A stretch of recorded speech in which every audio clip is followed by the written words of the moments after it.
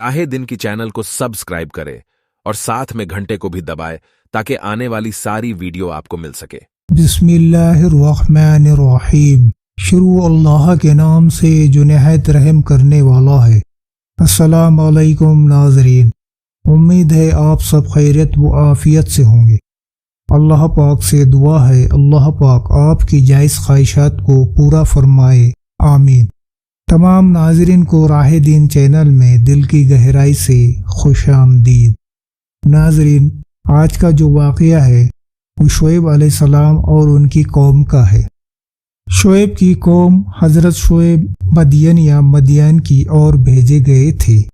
मदियन एक कबीले का नाम है जो हज़रत इब्राहिम के बेटे मदियन की नस्ल से था।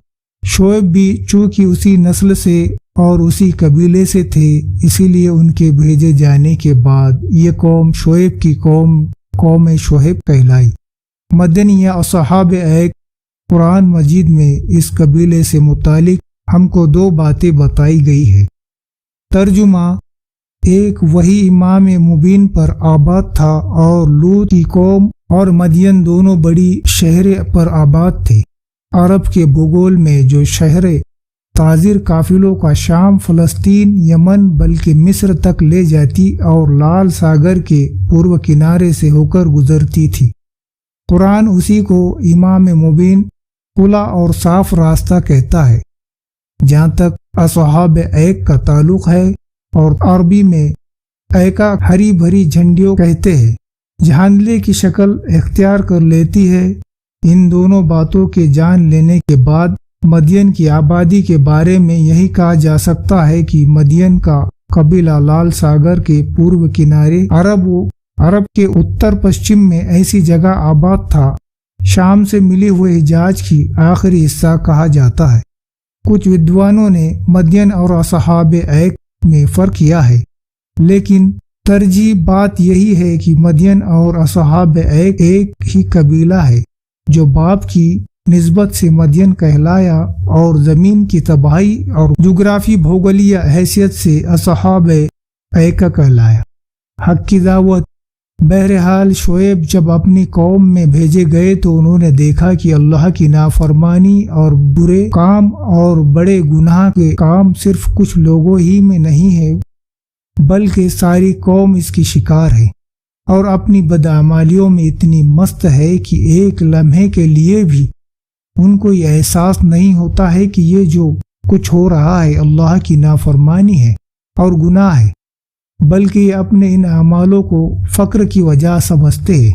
उनकी बहुत सी नाफरमानियों की और बद अखलाकियों से हटकर जिन्हें गंदे कामों ने ख़ास तौर पर उनमें रिवाज पा लिया था, वो ये था बुत परस्ती और मुशरिकाना रस्म और अकीदे, खरीदने बेचने पर पूरा लेना और कम तोलना, यानी दूसरे को उसके हक से कम देना और अपने लिए हक के मुताबिक लेना, बल्कि उससे ज्यादा।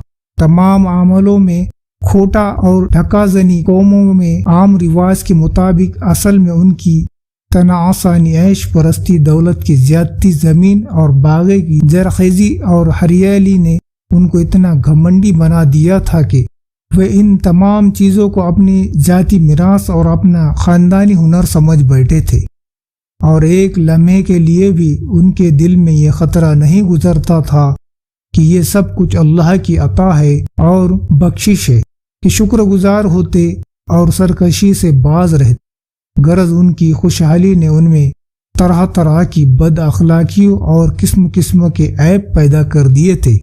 आखिर हक की गैरत हरकत में आई और अल्लाह की सुन्नत के मुताबिक उनको हक का रास्ता दिखाने के लिए और नाफरमानियों और गलत और गंदे कामों से बचने और अमीन व मुत्तकी और अखलाक वाला बनाने के लिए उन्हीं में से एक हस्ती को चुन लिया गया और nubuwwat व रिसालत से नवाज कर उसको इस्लाम की दावत और हक की पैगाम का इमाम बनाया।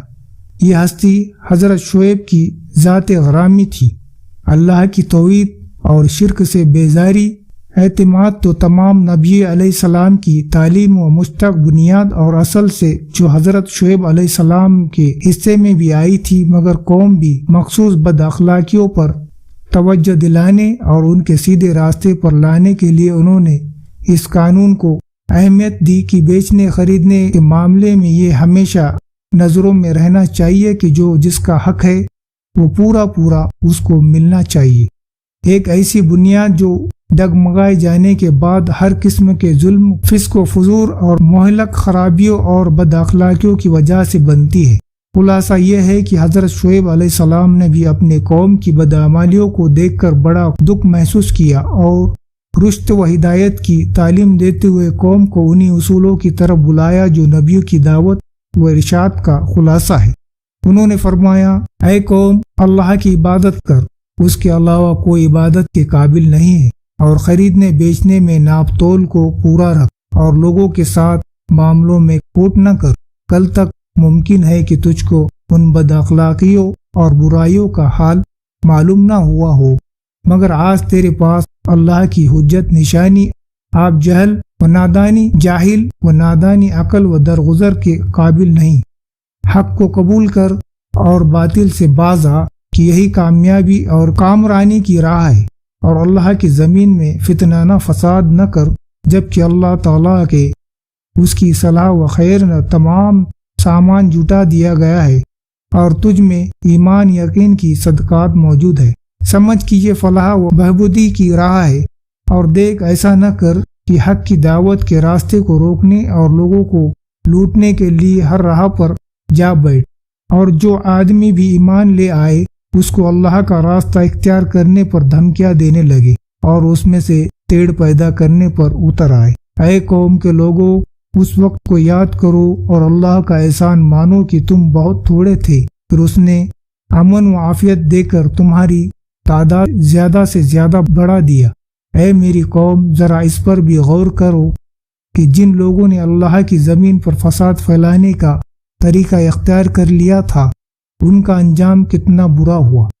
اگر تم میں سے ایک جماعت مجھ پر ایمان لے آئی اور ایک جماعت ایمان نہ لے آئی، اتنی ہی بات پر معاملہ ختم ہو جانے والا نہیں ہے، بلکہ صبر کے ساتھ انتظار کر یہاں تک کہ اللہ تعالی ہمارے درمیان آخری فیصلہ کر دے، اور وہی بہترین فیصلہ کرنے والا ہے۔